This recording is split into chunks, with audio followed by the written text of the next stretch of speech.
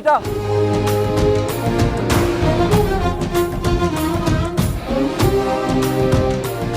ಗೀತಾ ಪಾಪ ಕಣೆ ವಿಜಯ್ ಕರಿತಿದ್ದಾನೆ ನಿನ್ಕೊಳೆ.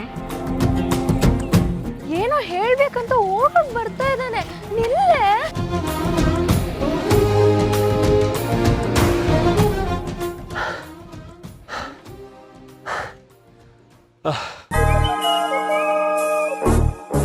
ಸಾರಿ ಗೀತಾ, ನೀನು ನಿಲ್ಲಿಲ್ವಲ್ಲ ಅದಕ್ಕೆ ನಿನ್ನ ಹೆಸರು ಜೋರಾಗಿ ಕರೆದ್ಬಿಟ್ಟೆ. ಮೊದಲು ಏನ್ ವಿಷಯ ಹೇಳು. ಗೀತಾ, ಇವತ್ತು ರಾತ್ರಿ ಮದನಘಟ್ಟಮ್ಮ ದೇವಸ್ಥಾನಕ್ಕೆ ಬರ್ತೀಯಾ?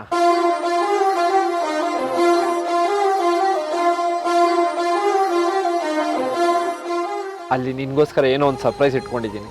ಇಲ್ಲ, ನಾನ್ ಬರಲ್ಲ.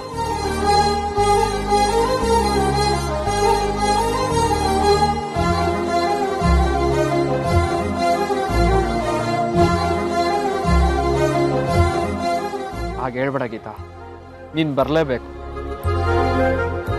ಯಾಕಂದ್ರೆ ನೀನು ಬಂದ್ರೆ ಮಾತ್ರ ನಾನು ಅನ್ಕೊಂಡಿರೋದಾಗೋದು.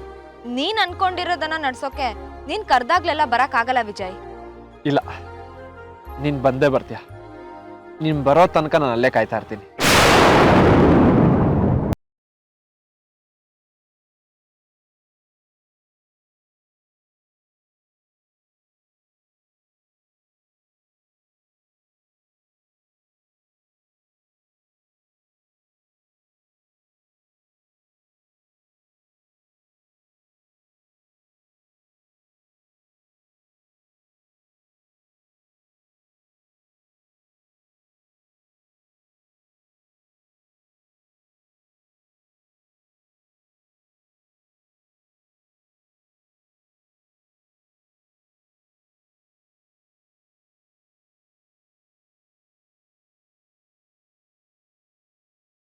ಆಗ ಅವಳ ಜೀವ ಅದೆಷ್ಟು ಒದ್ದಾಡಿರ್ಬೇಕು ಬಾನು, ಎಷ್ಟು ಒದ್ದಾಡಿರ್ಬೇಕು.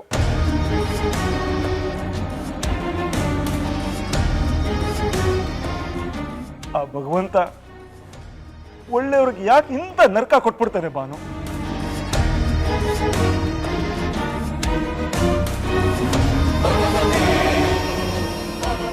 ನನ್ನ ಸುಧಾ ಯಾರಿಗೂ ಅನ್ಯಾಯ ಮಾಡ್ದೋಳಲ್ಲ. ಆದ್ರೂ ಅವಳಿಗೆ ಯಾಕೆ ಇಂಥ ಅನ್ಯಾಯ ಸಾವು ಬಂತು ಬಾನು? ರೀ ಪ್ಲೀಸ್ ಅಳ್ಬೇಡಿ. ನೀವೇ ಈ ರೀತಿ ಹತ್ರ ಸ್ವರ್ಗದಲ್ಲಿರೋ ಅಕ್ಕ ನೊಂದ್ಕೊಳ್ಳೋದಿಲ್ವಾ?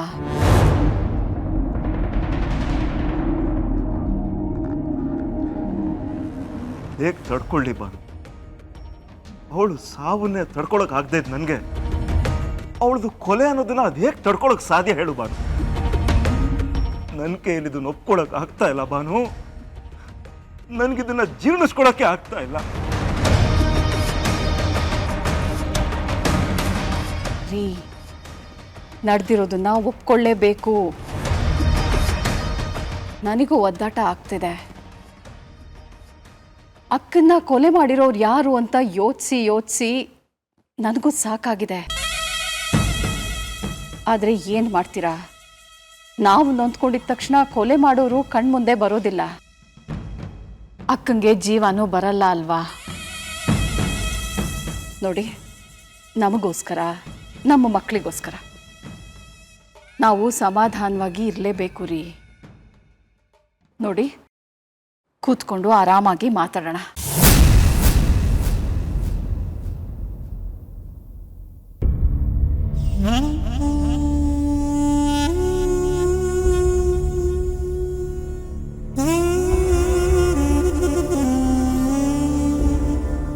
ನೋಡಿ, ನೀವು ಹೀಗೆ ಕೊರ್ಗಿ ನೊಂದ್ಕೋಬೇಡಿ. ಆಮೇಲೆ ಕೆಲಸ ಮಾಡೋದು ಕಷ್ಟ ಆಗ್ಬಿಡುತ್ತೆ. ಸತ್ತು ಎಷ್ಟು ವರ್ಷ ಆದರೂ ನಮಗೆ ನೆಮ್ಮದಿ ಕೊಡ್ತಾ ಇಲ್ಲ ಅಲ್ವಾ ನೀನು?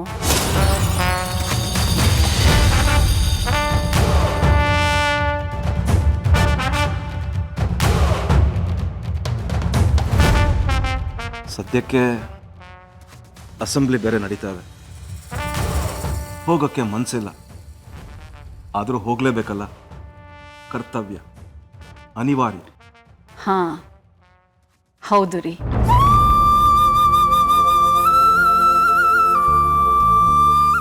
ನಿಮ್ಮನ್ನ ನಂಬಿರೋ ಜನ ಇದ್ದಾರೆ.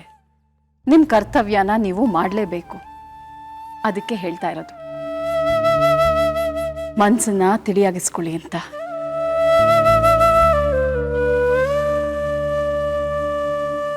ಆಯ್ತು ಬಾ, ನಾನು ಬರ್ತೀನಿ.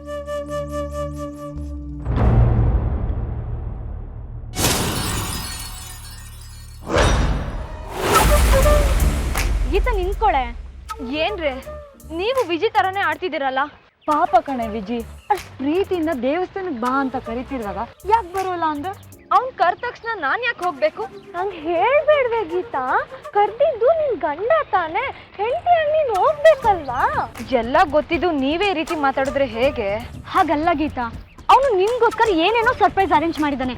ನೀನೀಗ ಹೋಗಿಲ್ಲ ಅಂದ್ರೆ ಅದೆಲ್ಲ ವೇಸ್ಟ್ ಆಗಲ್ವಾ? ಅವ್ನ ಮನ್ಸಿಗೂ ನೋವಾಗುತ್ತೆ ಕಣೆ. ಅದನ್ನೆಲ್ಲ ಮಾಡು ಅಂತ ನಾನು ಹೇಳಿದ್ನಾ? ಅವ್ನ್ ಯಾವ ಸರ್ಪ್ರೈಸ್ ಕೊಡೋದು ಬೇಕಾಗಿಲ್ಲ. ಕೊಟ್ಟಿರೋ ಅವ್ನ್ ಸರ್ಪ್ರೈಸ್ನೇ ಅರ್ಗಿಸ್ಕೊಳಕ್ಕಾಗದೆ ಇನ್ನೂ ಒದ್ದಾಡ್ತಾ ಇದ್ದೀನಿ. ಅದೆಲ್ಲ ಮುಗ್ದೋಗಿರೋ ಕತೆ ಗೀತಾ. ವಿಜಯ್ ಈಗ ಬದಲಾಗಿದ್ದಾನೆ, ನಿನ್ ಖುಷಿನೇ ಬಯಸ್ತಿದ್ದಾನೆ. ಈ ಪ್ರಪಂಚದಲ್ಲಿ ತಮ್ಮ ಸ್ವಾರ್ಥಕ್ಕೋಸ್ಕರ ಬದುಕ್ತಿರುವಾಗ ವಿಜಯ್ ನಿನ್ ಖುಷಿಗೋಸ್ಕರ ಬದುಕ್ತಿದ್ದಾನೆ ಅಂದ್ರೆ ಅವ್ನ್ ಬದಲಾಗಿದ್ದಾನೆ. ಅವ್ನ್ ಮನ್ಸಿಗೆ ನೋವು ಮಾಡ್ಬೇಡ ಕಣೆ, ಹೋಗು. ಏನು ಅವನೊಬ್ನಿಗೆ ನಾ ಮನ್ಸಿರೋದು? ನನಗೂ ಮನ್ಸಿದೆ ಕಣ್ರೆ, ಆದ್ರೆ ನನ್ ಮನ್ಸು ಹೇಳ್ತಿದೆ ಅಲ್ಲಿಗೆ ಹೋಗ್ಬೇಡ ಅಂತ. ನೋಡ್ ಗೀತಾ, ಹಠ ಮಾಡ್ಬೇಡ ಪ್ಲೀಸ್.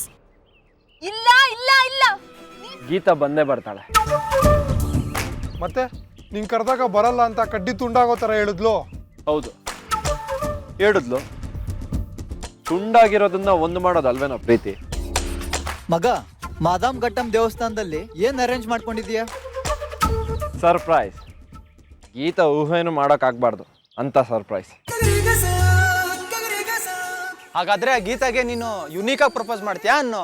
ಒಂದಂತೂ ನಿಜ ಕಣ್ರು, ಇವತ್ತು ಮಾದನ ಘಟ್ಟಮ್ಮ ದೇವಸ್ಥಾನದಲ್ಲಿ ನಾನು ಹೆಂಡತಿಗೆ ಪ್ರಪೋಸ್ ಮಾಡೋ ರೀತಿ ಈ ಜಗತ್ತಲ್ಲಿ ಯಾವ ಗಂಡಸು propose ಮಾಡಿರಬಾರ್ದು.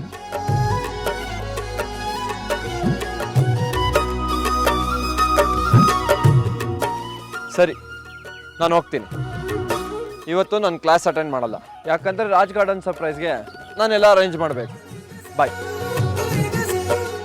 Viji, all the best ಕಣೋ. ಗೀತಾ ನಿಂತ್ಕೊಳೆ. ಏನ್ರಿ ನೀವು ವಿಜಿ ತರನೇ ಆಡ್ತಿದ್ದೀರಲ್ಲ? ಪಾಪ ಕಣೆ ವಿಜಿ, ಅಷ್ಟ್ ಪ್ರೀತಿಯಿಂದ ದೇವಸ್ಥಾನಕ್ಕೆ ಬಾ ಅಂತ ಕರಿತಿರುವಾಗ ಯಾಕೆ ಬರೋಲ್ಲ ಅಂದ? ಅವ್ನ್ ಕರ್ದ ತಕ್ಷಣ ನಾನ್ ಯಾಕೆ ಹೋಗ್ಬೇಕು? ನಂಗೆ ಹೇಳ್ಬೇಡ್ವೆ ಗೀತಾ, ಕರ್ದಿದ್ದು ನಿನ್ ಗಂಡ ತಾನೆ, ಹೆಂಡತಿಯಾಗಿ ನೀನ್ ಹೋಗ್ಬೇಕಲ್ವಾ? ಎಲ್ಲ ಗೊತ್ತಿದ್ದು ನೀವೇ ಈ ರೀತಿ ಮಾತಾಡಿದ್ರೆ ಹೇಗೆ? ಹಾಗಲ್ಲ ಗೀತಾ, ಅವನು ನಿನ್ಗೋಸ್ಕರ ಏನೇನೋ ಸರ್ಪ್ರೈಸ್ ಅರೇಂಜ್ ಮಾಡಿದ್ದಾನೆ. ನೀನೀಗ ಹೋಗಿಲ್ಲ ಅಂದ್ರೆ ಅದೆಲ್ಲ ವೇಸ್ಟ್ ಆಗಲ್ವಾ? ಅವ್ನ ಮನ್ಸಿಗೂ ನೋವಾಗುತ್ತೆ ಕಣೆ. ಅದನ್ನೆಲ್ಲ ಮಾಡು ಅಂತ ನಾನು ಹೇಳಿದ್ನಾ? ಅವ್ನ್ ಯಾವ ಸರ್ಪ್ರೈಸ್ ಕೊಡೋದು ಬೇಕಾಗಿಲ್ಲ. ಕೊಟ್ಟಿರೋ ಅವ್ನ್ ಸರ್ಪ್ರೈಸ್ನೇ ಅರ್ಗಿಸ್ಕೊಳಕ್ಕಾಗದೆ ಇನ್ನೂ ಒದ್ದಾಡ್ತಾ ಇದ್ದೀನಿ. ಅದೆಲ್ಲ ಮುಗ್ದೋಗಿರೋ ಕತೆ ಗೀತಾ. ವಿಜಯ್ ಈಗ ಬದಲಾಗಿದ್ದಾನೆ, ನಿನ್ ಖುಷಿನೇ ಬಯಸ್ತಿದ್ದಾನೆ. ಈ ಪ್ರಪಂಚದಲ್ಲಿ ತಮ್ಮ ಸ್ವಾರ್ಥಕ್ಕೋಸ್ಕರ ಬದುಕ್ತಿರುವಾಗ ವಿಜಯ್ ನಿನ್ ಖುಷಿಗೋಸ್ಕರ ಬದುಕ್ತಿದ್ದಾನೆ ಅಂದ್ರೆ ಅವ್ನ್ ಬದಲಾಗಿದ್ದಾನೆ. ಅವ್ನ್ ಮನ್ಸಿಗೆ ನೋವು ಮಾಡ್ಬೇಡ ಕಣೆ, ಹೋಗು. ಏನು ಅವನೊಬ್ನಿಗೆ ನಾ ಮನ್ಸಿರೋದು? ನನಗೂ ಮನ್ಸಿದೆ ಕಣ್ರೆ, ಆದ್ರೆ ನನ್ ಮನ್ಸು ಹೇಳ್ತಿದೆ ಅಲ್ಲಿಗೆ ಹೋಗ್ಬೇಡ ಅಂತ. ನೋಡ್ ಗೀತಾ, ಹಠ ಮಾಡ್ಬೇಡ ಪ್ಲೀಸ್. ಇಲ್ಲ ಇಲ್ಲ ಇಲ್ಲ, ನೀವ್ ಯಾರು ಏನೇ ಹೇಳಿದ್ರು ನಾನು ಅಲ್ಲಿಗೆ ಹೋಗಲ್ಲ ಅಂದ್ರೆ ಹೋಗಲ್ಲ. ಗೀತಾ ಬಂದೇ ಬರ್ತಾಳೆ. ಮತ್ತೆ ನಿಂಗೆ ಕರೆದಾಗ ಬರಲ್ಲ ಅಂತ ಕಡ್ಡಿ ತುಂಡಾಗೋ ಥರ ಹೇಳಿದ್ಲು. ಹೌದು ಹೇಳಿದ್ಲು. ತುಂಡಾಗಿರೋದನ್ನ ಒಂದು ಮಾಡೋದಲ್ವೇನೋ ಪ್ರೀತಿ? ಮಗ, ಮಾದಾಮ್ ಘಟ್ಟಂ ದೇವಸ್ಥಾನದಲ್ಲಿ ಏನು ಅರೇಂಜ್ ಮಾಡ್ಕೊಂಡಿದೀಯಾ? ಸರ್ಪ್ರೈಸ್. ಗೀತಾ ಊಹೆನೂ ಮಾಡೋಕ್ಕಾಗಬಾರ್ದು ಅಂತ ಸರ್ಪ್ರೈಸ್. ಹಾಗಾದ್ರೆ ಆ ಗೀತಾಗೆ ನೀನು ಯುನೀಕಾಗಿ ಪ್ರಪೋಸ್ ಮಾಡ್ತೀಯಾ ಅನ್ನೋ? ಒಂದಂತೂ ನಿಜ ಕಣ್ರು, ಇವತ್ತು ಮಾದನ ಘಟ್ಟಮ್ಮ ದೇವಸ್ಥಾನದಲ್ಲಿ ನಾನು ಹೆಂಡತಿಗೆ ಪ್ರಪೋಸ್ ಮಾಡೋ ರೀತಿ ಈ ಜಗತ್ತಲ್ಲಿ ಯಾವ ಗಂಡಸು ಪ್ರಪೋಸ್ ಮಾಡಿರಬಾರ್ದು.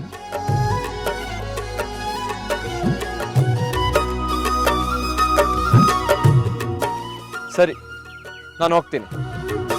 ಇವತ್ತು ನಾನು ಕ್ಲಾಸ್ ಅಟೆಂಡ್ ಮಾಡಲ್ಲ, ಯಾಕಂದರೆ ರಾಜ್ ಗಾರ್ಡನ್ ಸರ್ಪ್ರೈಸ್ಗೆ ನಾನೆಲ್ಲ ಅರೇಂಜ್ ಮಾಡಬೇಕು. ಬಾಯ್ ವಿಜಿ, ಆಲ್ ದಿ ಬೆಸ್ಟ್ ಕಣೋ.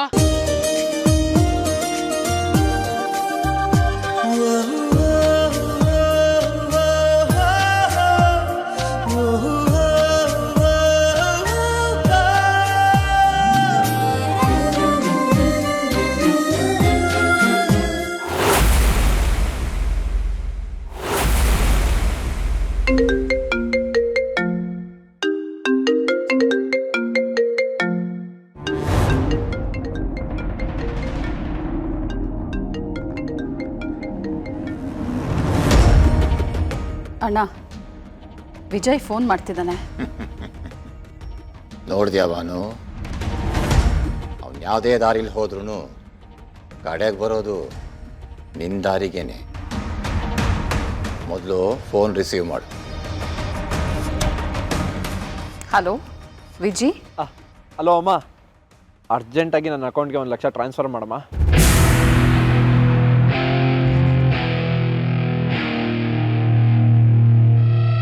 ಒಂದು ಲಕ್ಷನಾ? ಯಾಕೆ ಅಷ್ಟೊಂದು ದುಡ್ಡು ವಿಜಿ? ಹುಷಾರಾಗಿದೆಯಾ ತಾನೆ? ಏನು ಸಮಸ್ಯೆ ಇಲ್ಲ ಅಲ್ವಾ? ನನಗೇನು ಆಗಿಲ್ಲ ಅಮ್ಮ. ನಾನು ಗೀತಾಗೆ ಪ್ರಪೋಸ್ ಮಾಡಬೇಕು ಅಂತಿದ್ದೀನಿ. ಅದಕ್ಕೆ ಸ್ಪೆಷಲಾಗಿ ಪ್ಲ್ಯಾನ್ ಮಾಡ್ತಾ ಇದ್ದೀನಿ. ಅದಕ್ಕೆ ದುಡ್ಡು ಬೇಕು.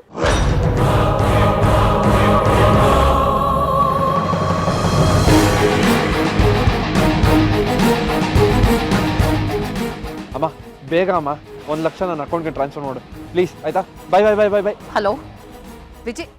ಹಾಯ್ ಗೀತಾ. ಪ್ಲೀಸ್ ವಿಜಿ, ನಾನು ಹೋದ್ ಕಡೆಲ್ಲ ಬಂದು ಸುಮ್ಮನೆ ಕಾಡ್ಬೇಡ.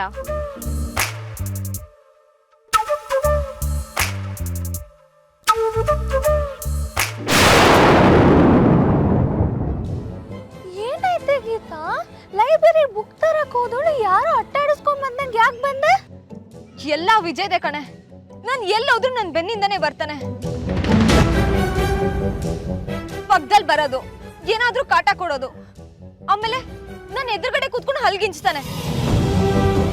ದೊಡ್ಡ ಕಾಟ ಆಗೋಗಿದೆ ಕಣೆ ಒಂದು.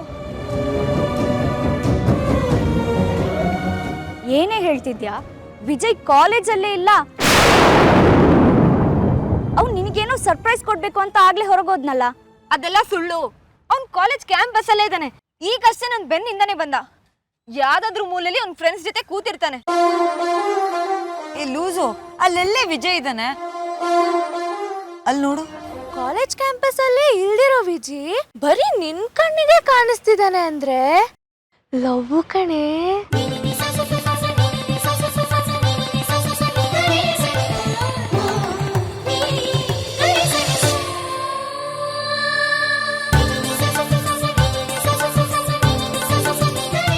ಹೌದಾ ಗೀತಾ? ನಿಜಾನೇನೆ ಗೀತಾ? ಸುಮ್ನಿರ್ರೆ. ಲವ್ ಇಲ್ಲ, ಮಣ್ಣು ಇಲ್ಲ.